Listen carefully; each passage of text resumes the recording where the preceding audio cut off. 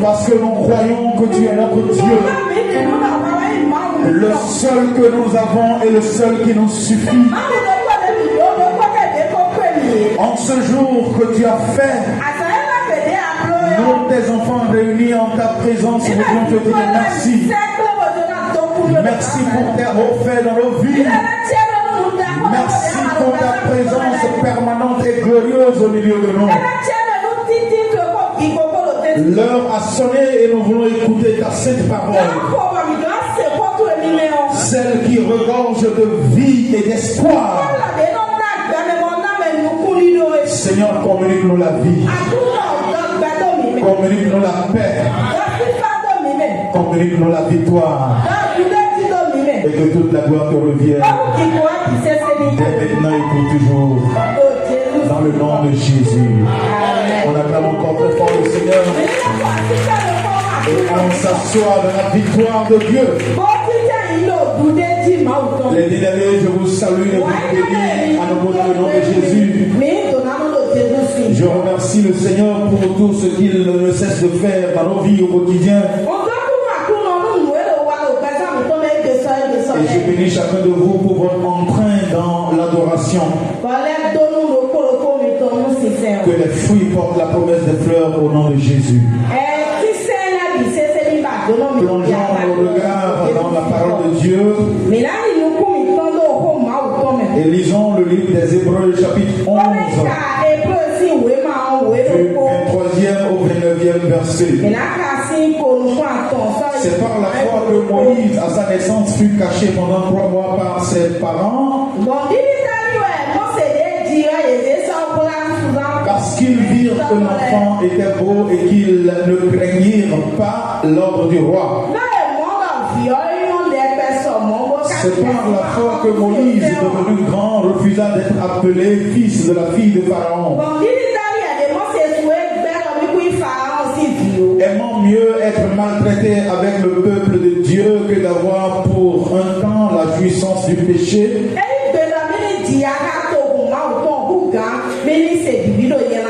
Regardant l'opprobre de Christ comme une richesse plus grande que les trésors d'Égypte. Car avait les yeux fixés sur la rémunération. C'est par la foi qu'il quitta l'Égypte sans être effrayé de la colère du roi.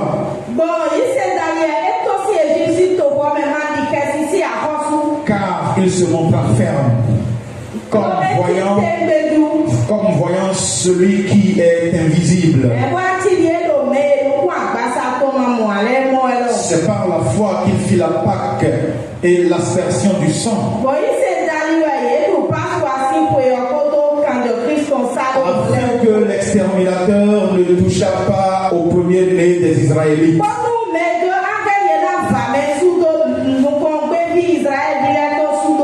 Enfin, c'est par la foi qu'ils traversèrent la mer Rouge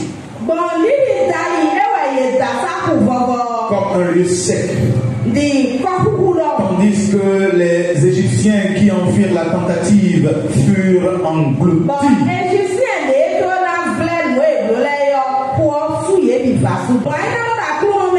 Le livre des Hébreux retrace à suffisance les manifestations de la foi des héros que la Bible nous a présentés depuis Genèse jusqu'à Apocalypse.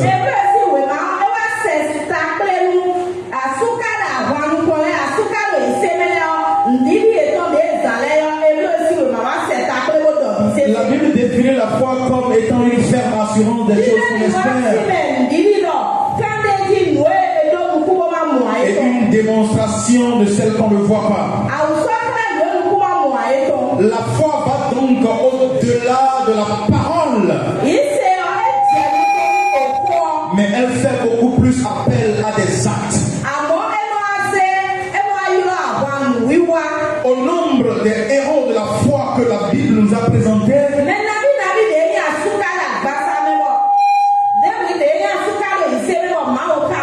il me plaît aujourd'hui de nous amener à passer au peigne fin la vie et la foi de Moïse.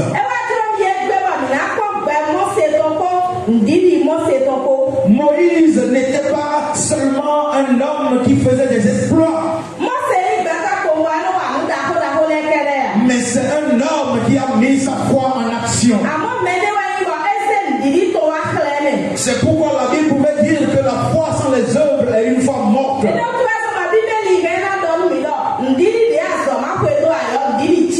Le dimanche dernier, je vous demandais de manifester la foi, de vivre la foi. Mais comment pouvons-nous en réalité vivre cette foi pour qu'elle puisse porter du fruit dans la vie de chacun de nous?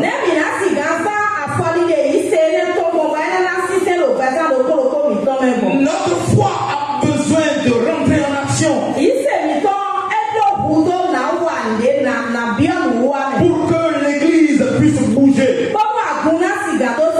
L'Église n'est pas une entité appelée à être statique. Non, l'Église est dynamique. Et cette dynamique doit être impulsée par la vie de foi de chacun des membres qui la composent. Je voudrais nous parler aujourd'hui de la foi, non seulement de Moïse, mais d'abord celle de ses parents, puis la sienne, proprement parler.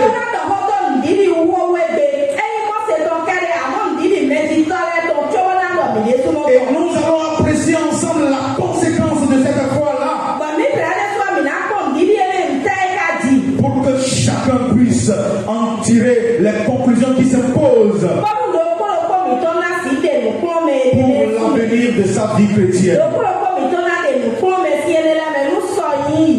Nous avons déjà trop parlé.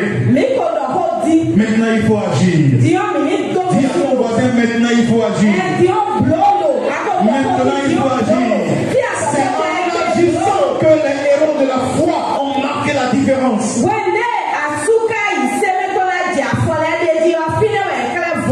Et n'oublie jamais certaines de mes paroles. Je dis toujours que c'est celui qui se démarque qu'on remarque. En Israël, au temps des parents de Moïse, Pharaon avait ordonné qu'on jette dans le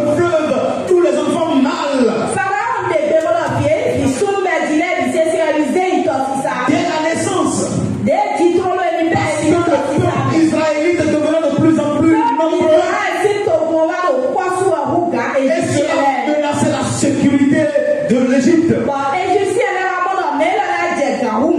Mais c'est ce même contexte que les parents de Moïse ont trouvé propice pour mettre leur foi en action. Et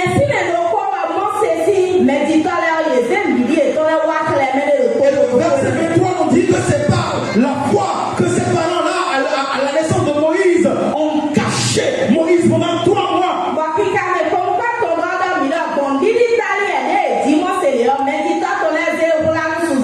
Parce qu'ils ont trouvé que l'enfant était beau. Mais est-ce que tu ne trouves pas que ta vie là est belle? Est-ce que tu ne trouves pas que ce que le Seigneur a mis à ta disposition là est beau et que cela mérite d'être opportunité de cacher, d'être défendu?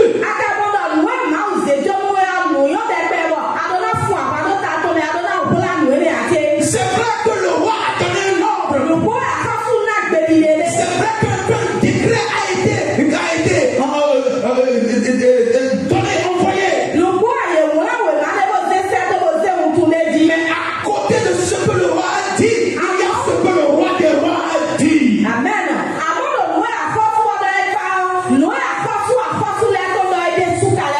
Pourquoi considérer ce que le roi a dit au moment où le roi des rois a parlé?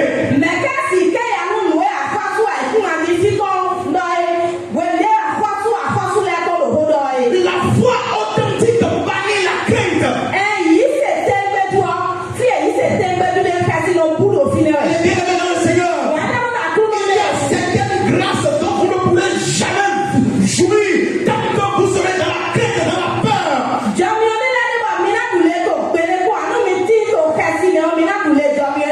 Jésus sur la croix, quand il allait soupirer, a bien dit que tout était accompli. Et je suis venu te confirmer que tout est effectivement accompli.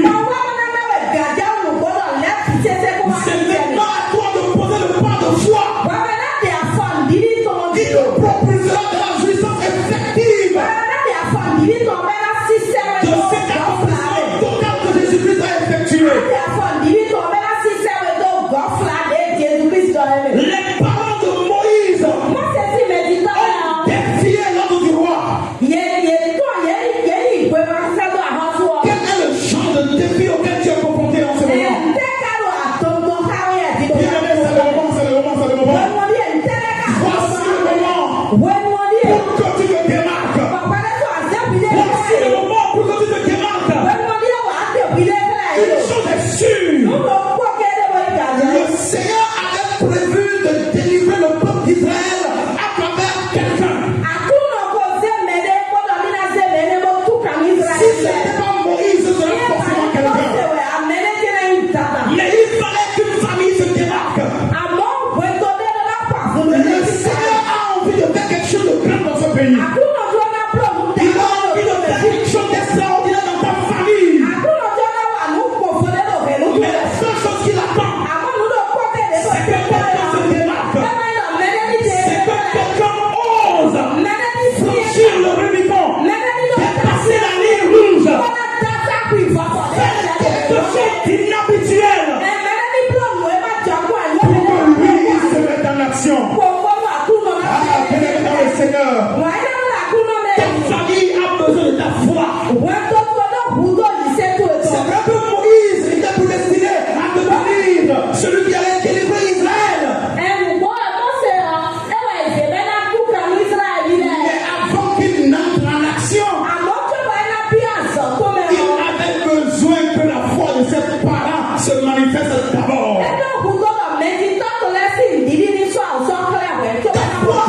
Ta foi peut sauver quelqu'un. Oui, ta foi peut sauver quelqu'un. Je te dis que ta foi peut sauver quelqu'un. En ce moment précis, réfléchis bien. Prends un des regards au sein de ta famille. Et vois si quelqu'un n'a pas besoin de ta foi en ce moment. Le Seigneur est en train d'appeler quelqu'un de ta famille. Et il s'enquête, il résiste. Et toi aussi tu le négliges. Au moment où tu dois plutôt manifester ta foi. Les amis de cet homme paralytique, au temps de Jésus,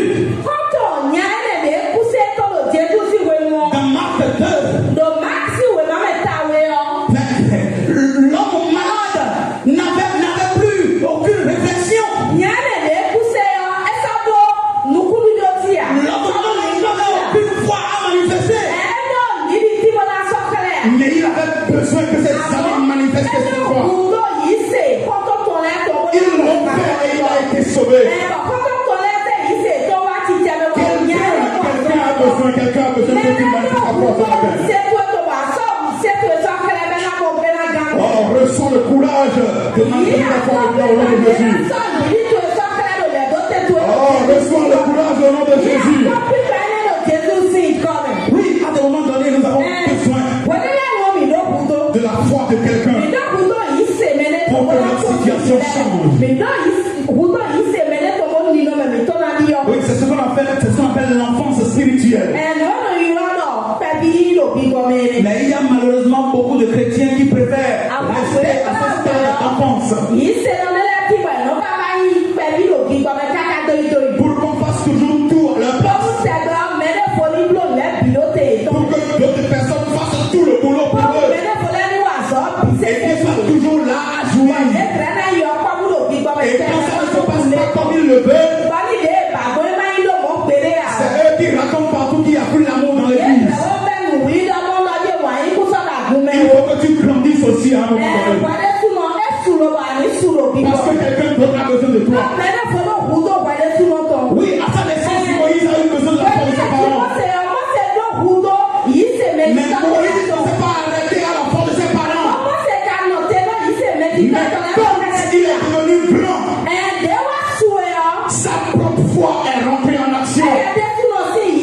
Au point où c'est maintenant lui qui a été capable de sauver non seulement sa famille, mais tout un peuple, toute une nation.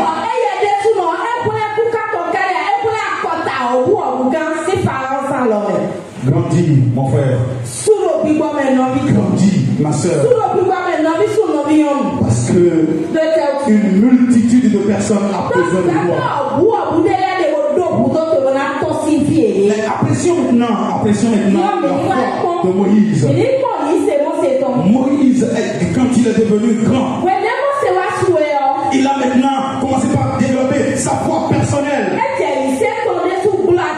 Il commence maintenant par endosser des responsabilités. Il commence maintenant par faire face à des obligations. Il commence maintenant par se comporter différemment des personnes ordinaires, des personnes imprévues. Bien-aimé dans le Seigneur, ce qui te différencie du monde, ce n'est pas le fait que tu ne prends pas des boucles d'oreilles. Ce n'est pas le fait que tu ne prends pas des chaînes. Ce n'est pas le fait que tu ne fasses pas de longues tresses avec des mèches. Mais ce qui te différencie du monde, c'est la foi que tu manifestes. C'est le genre de foi que tu manifestes. Et vous remarquerez avec moi que partout où Jésus a opéré des miracles dans la Bible, il a d'abord apprécié le genre de foi qui a été manifesté.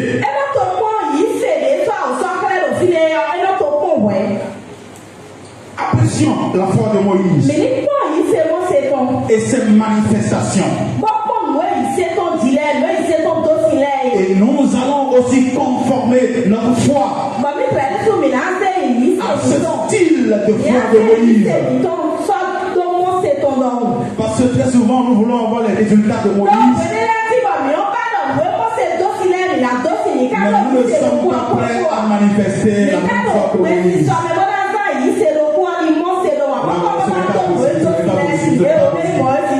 Ce n'est pas possible. Ça ne marche pas comme ça. Ça ne marche pas comme ça. Tu dois avoir la même foi que Moïse.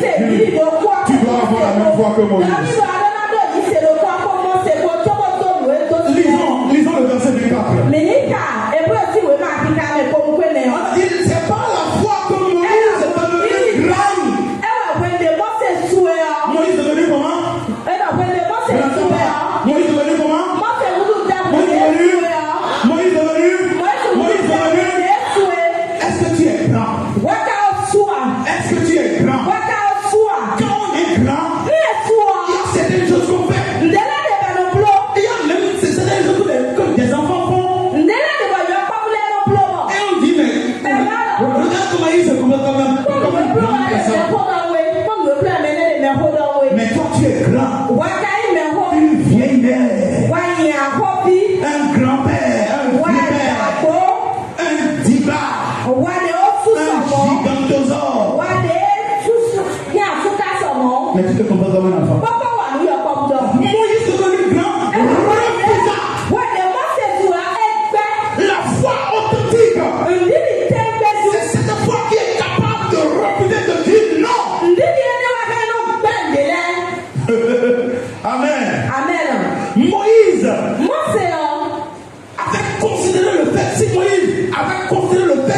appelé fils de Pharaon, fils de la fille de Pharaon, plus que le fait d'être appelé enfant de Dieu.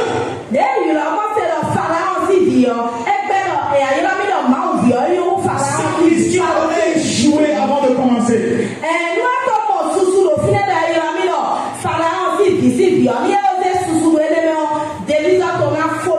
Beaucoup de personnes donnent beaucoup plus de valeur à ce qu'ils peuvent gagner dans le monde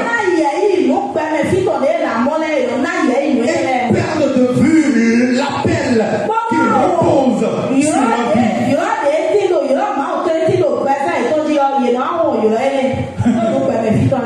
À quoi es-tu en train de donner plus de valeur à ton appel chrétien, bien aimé? Il y a des sœurs qui viennent à l'église, qui ont tout abandonné, mais qui ont gardé une seule chose. Elles ont gardé une seule chose. Cette relation avec cet homme marié qui te permet de jouir de ses bonnes grâces. Les billets de banque claquants que tu reçois. Tu n'es pas prêt à dire non.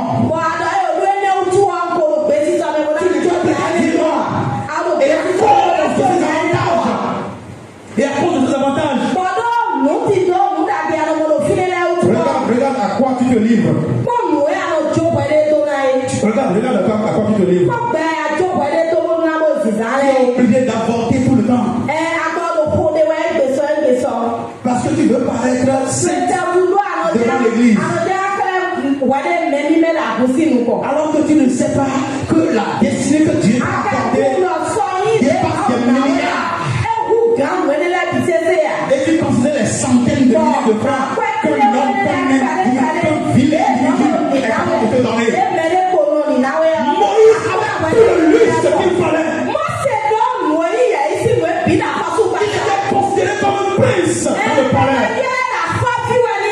Mais puisque Moïse était devenu grand et qu'il connaissait son identité, Moïse a dit non. Tu as dit non. Tu dois refuser les bonnes grâces que le monde est capable de te donner. La jouissance, le plaisir que le monde est capable de te donner. Toi aussi tu dois refuser. Laisse-moi être avec moi, je refuse. Moi je refuse. Il y en a qui ne le disent pas. Laisse-moi la comprendre.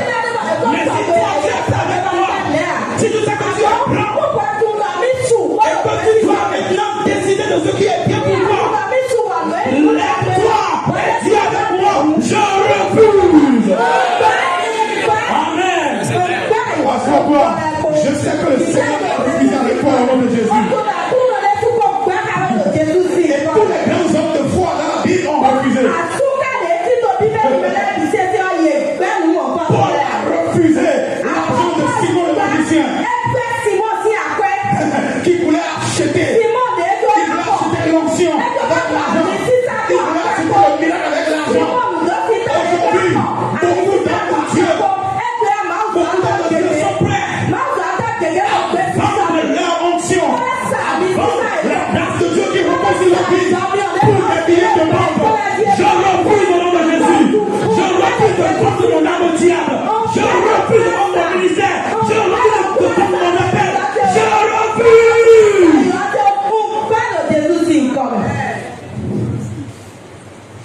Il y a beaucoup d'acheteurs de destin qui parcourent les églises, qui parcourent les pays, les nations et qui achètent des vies. Ne te laisse pas acheter.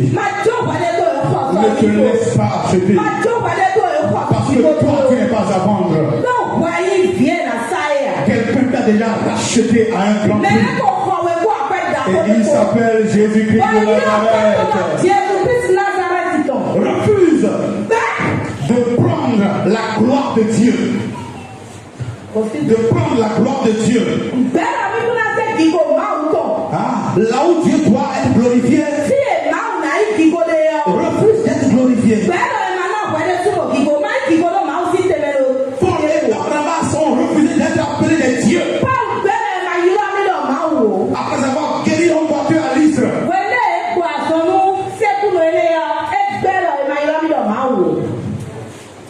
Que le Seigneur ait pitié des hommes de Dieu que nous sommes. Parce que très souvent, quand Dieu opère un miracle au travers de nous, les hommes, au lieu de glorifier Dieu, se mettent à nous glorifier.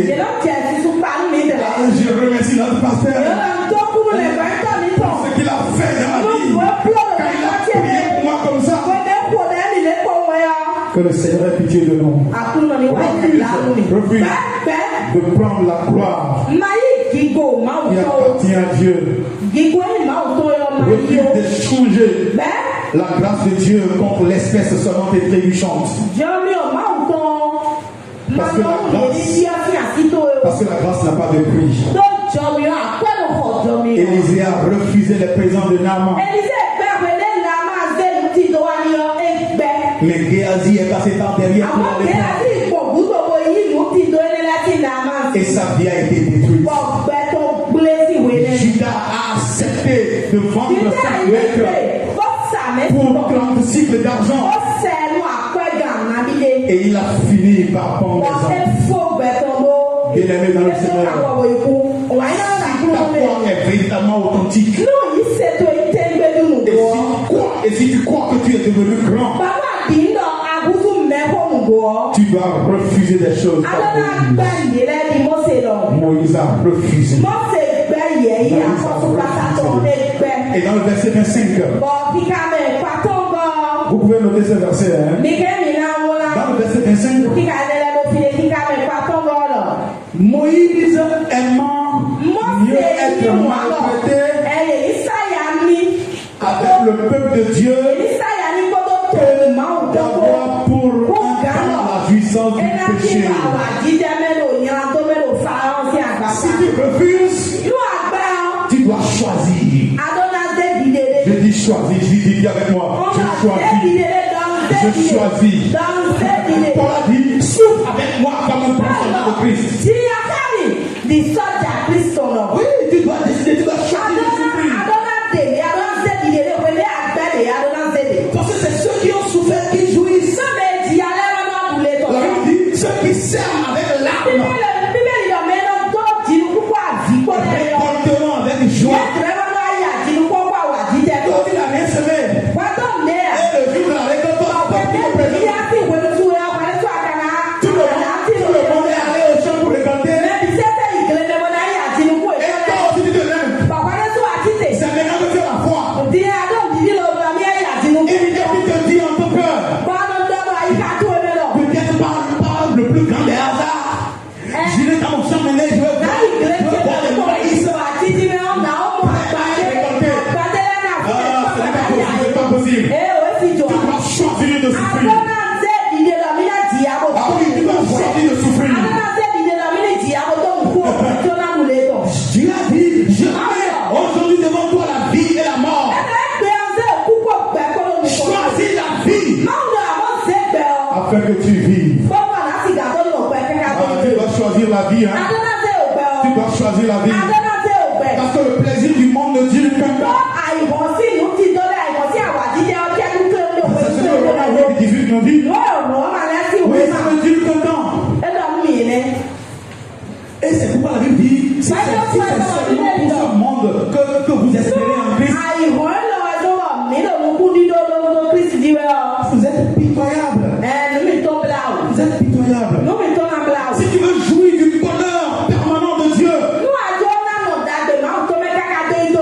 tu dois choisir de souffrir pour Christ. Oui, tu dois choisir de souffrir pour Christ. La souffrance pour Christ a une grande récompense.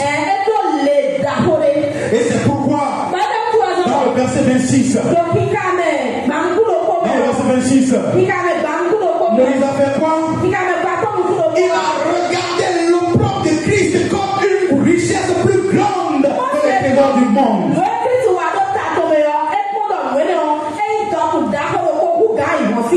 La honte que l'on peut avoir en étant chrétien.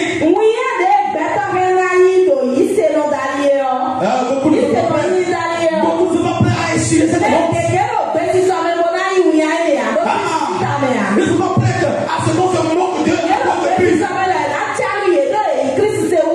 Ne sachez pas que cela a un grand prix. C'est une grande richesse.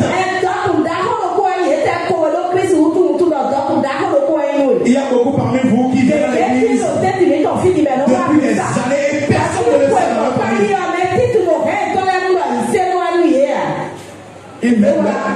Même les hommes, ils mettent leur cravate dans la poche. C'est devant l'église qu'ils mettent la cravate.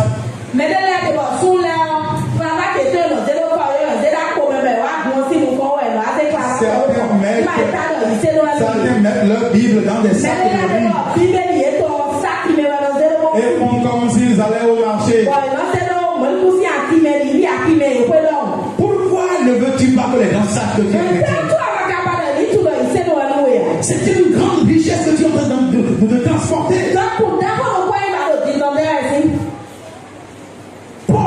Moïse a considéré la valeur de l'opprobre de Christ.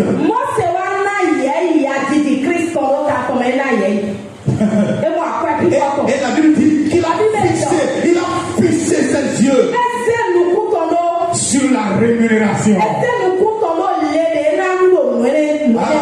Tu dois considérer et espérer. Tu dois considérer la valeur de la honte que tu supportes au quotidien pour Jésus. Et regarde doit être sur la récompense. Les gens se moquent de nous, hein? Les gens nous ridiculisent parfois. Les gens nous humilient. Ils nous diminuent. Si tu vas à des endroits donnés et que tu oses dire que tu es chrétien, les traitements qu'on te donne,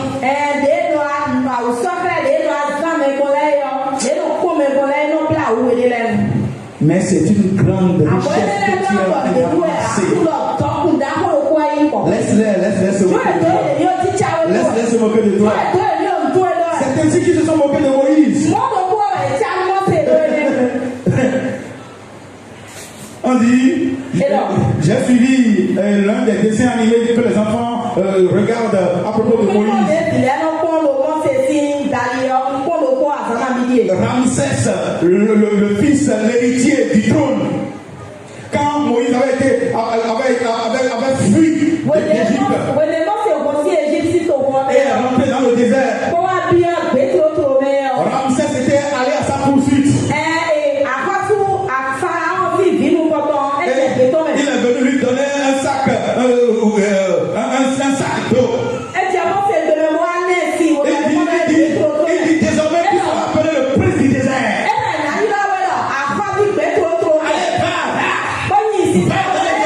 Allez, va sur les scorpions.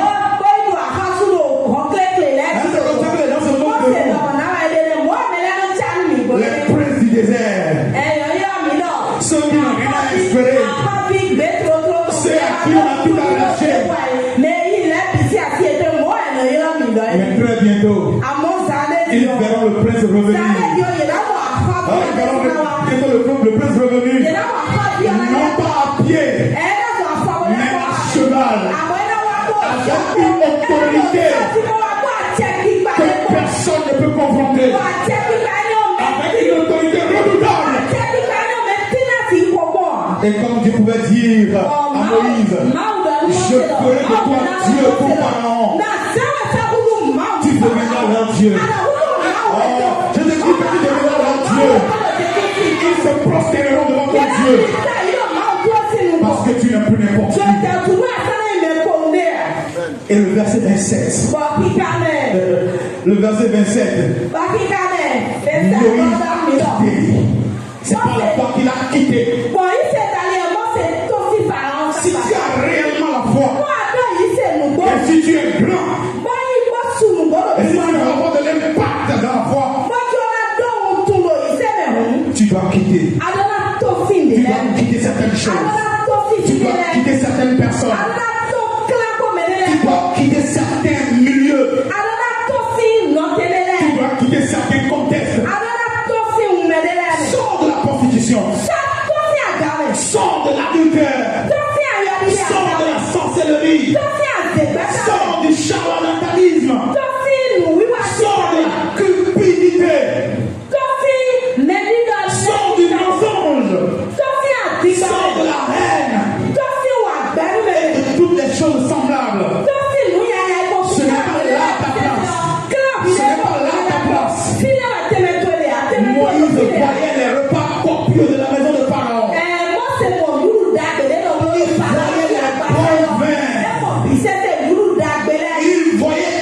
l'opulence dont on peut être jappé dans le monde. Mais il a quitté. Ah, quittons. Dis à ton frère, mon frère, ma soeur, quittons. Sortons de là. Le meilleur est devant. Sors de la peur. Sors de l'inquiétude du doute. Le meilleur est devant. Et quand tu seras sorti, sois sûr que tu seras attaqué. Sois sûr que tu seras persécuté. Mais comme la Bible nous le demande, résistez au diable et il fuira loin de vous. C'est ce que le verset 27 a dit. Moïse est resté ferme. Il est resté ferme. Il n'a pas craint la colère de Pharaon.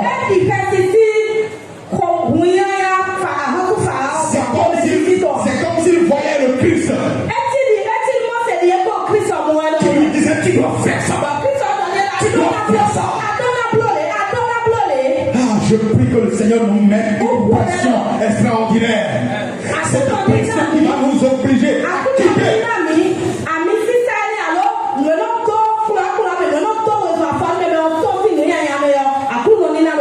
Pourquoi cherches-tu à te venger? Et c'est pour ça que tu continues de faire des cris-cris. Tu continues d'envoûter des frères et sœurs. Laisse Dieu te venger. Sors de tout ça. Tu dois quitter. Et tu dois rester ferme. Parce que le péché est comme une démangeaison. Quand on en sort, ça gratte. Ça gratte fort. Je connais un jeune frère qui fumait du chanvre indien. Toutes les fois qu'il décide de ne plus prendre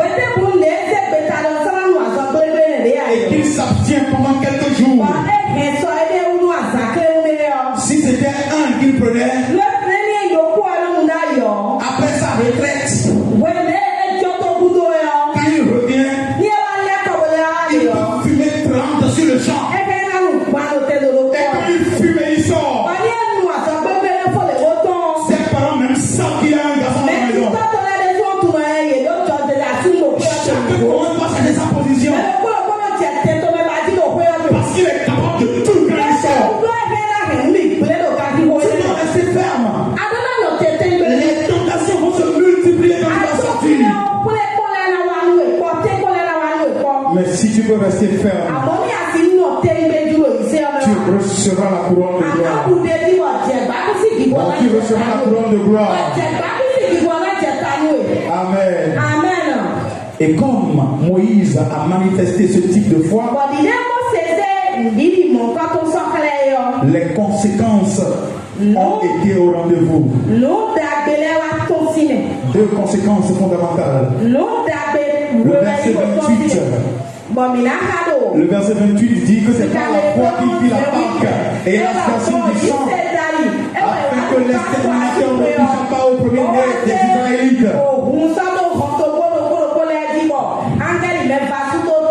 Moïse, à cause de la foi qu'il a manifestée,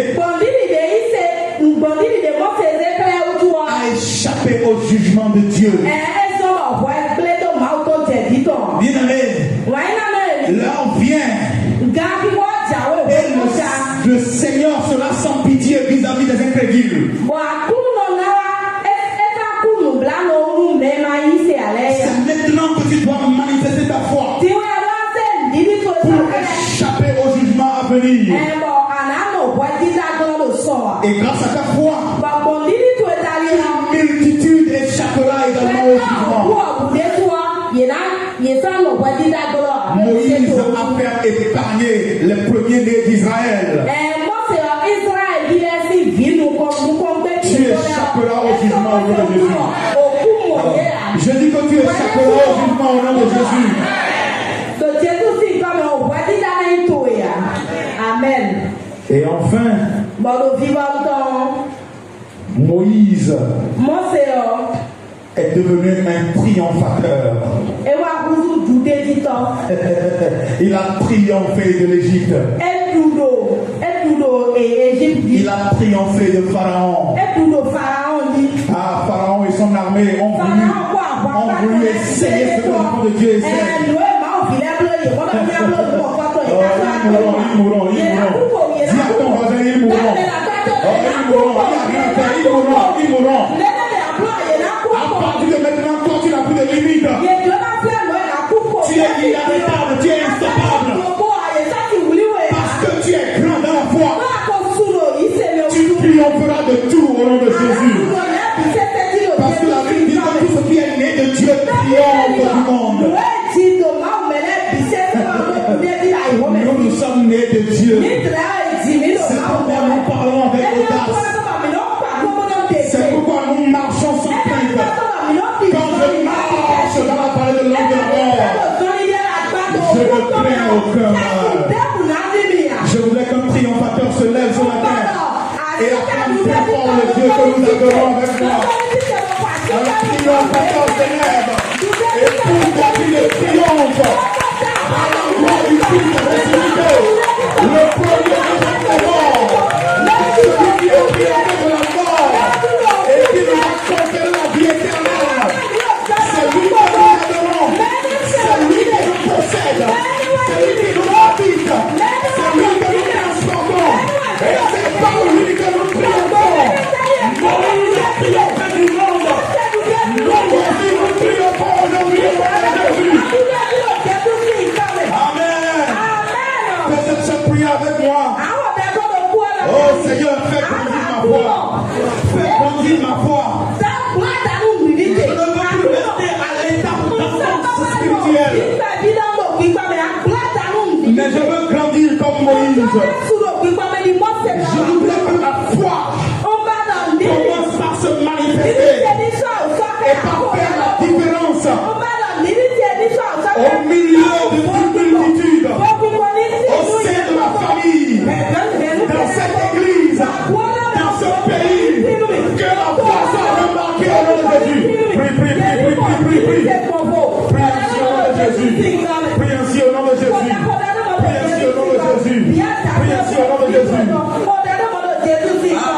Seigneur, donne-moi le courage de refuser et aide-moi à considérer la valeur de la honte que je suis en toi, de reprendre dont je suis l'objet de la part du monde. Aide-moi à considérer la valeur de cette preuve. Je vais brûler la Constitution. Je vais quitter la Constitution. Je vais quitter le péché. Je vais quitter le monde. Je vais quitter le vol. Je vais quitter le viol. Je vais quitter toutes ces choses qui ne glorifient pas dans ma vie. Quelle que soit la souffrance, quelles que soient les attaques, quelles que soient les difficultés, aide-moi à rester ferme. Et maintenant je déclare que je triomphe du monde. Je déclare que je triomphe de tout ce qui me persécutait. Je triomphe au nom de Jésus. Oh, je triomphe, comment me sera pour moi? Non, j'échappe au jugement de Dieu. Amen. Amen. Que le Seigneur vous bénisse. Dis à ton voisin, maintenant que tu es grand, commence par manifester la foi authentique. Et que le Seigneur te bénisse.